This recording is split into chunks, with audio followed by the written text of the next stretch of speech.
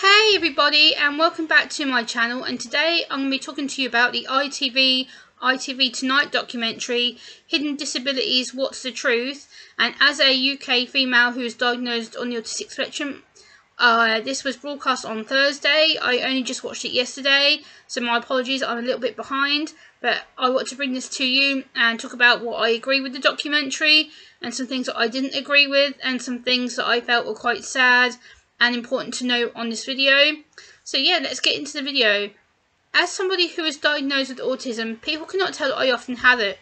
It's because it's called an invisible disability. I was diagnosed with autism back in 2014, aged 25. I'm now nearly 33. I feel this program focusing on disability stories is going to help increase the understanding of hidden disabilities.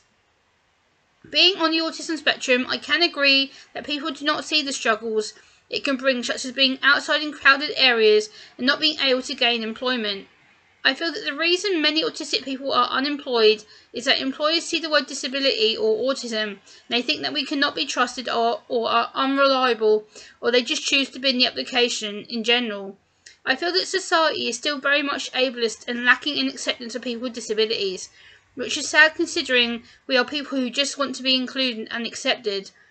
I totally agree that the reporter said that you never know what somebody is going through.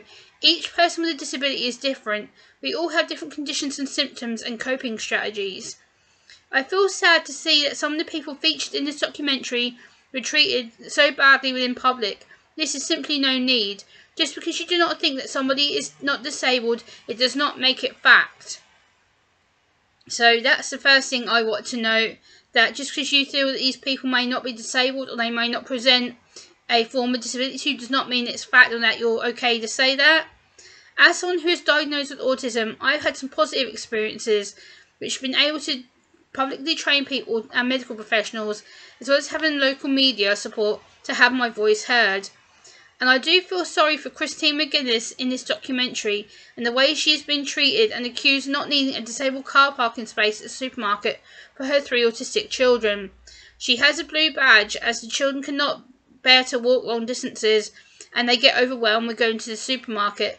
Just because their disability is not visible does not mean that they do not need the blue badge or the disabled car parking space to make their shopping experience easier. You shouldn't judge what you can't see. We need more advocacy for disability and more training to organisations which disabled people like me and others with disabilities will use on a day-to-day basis. We deserve to be able to be independent and have accessibility to make it easier for us to be included and accepted in society. Like the journalist said, you never know what somebody could be going through in day-to-day functioning. My disability is invisible to many, but it doesn't mean that I don't have it or that I'm not diagnosed. I live my life the best way that I can. You never know what people are going through or how much their disability affects them or what they may be living with. We need to learn to understand and accept people for who they are and the disability that they may live with. We need to remember that not all disabilities are obvious, and we never know how each person could be affected on a day-to-day basis and what struggles comes along with their condition. Just because disability may be hidden or invisible does not mean that our voices should be ignored and not heard. We need more inclusion about disability and more understanding.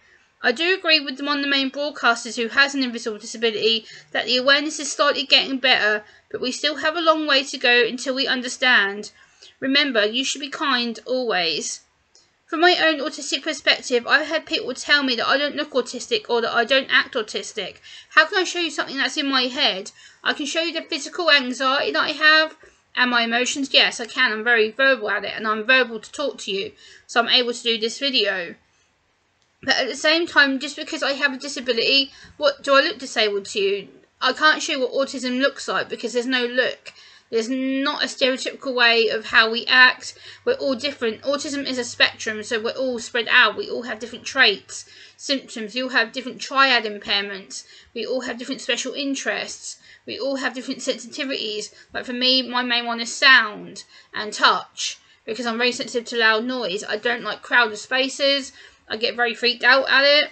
So again, each person is different, and I feel sorry for the young girl who has spina bifida who's in the programme. She's in a British equestrian horse rider, and the fact that she's been made to move out the way and refused access to disabled toilets when she needs to put her tubes in to help her feed herself and to help make sure that she's functioning. That is disgusting. That attitude is absolute disgusting. I will not condone it. It's absolute outrageous. Again, just because you don't know what someone like her is going through, don't assume you know better, because you don't. And also there's this autistic lad on there who has been trying to get into the motor mechanics employment wise, but he hasn't been able to get a job in the motor mechanics, but he works in disability Grand Prix. He drives for the British disability team for the Grand Prix or whatever it is, I think. But yeah, again, that's because people think he's unreliable, or that because he can't communicate, which is rubbish. We can communicate. We want to be included. We want to be taught to. We want to be understood. And this documentary has really helped push disability out there. I think it's something that is an all-round positive thing.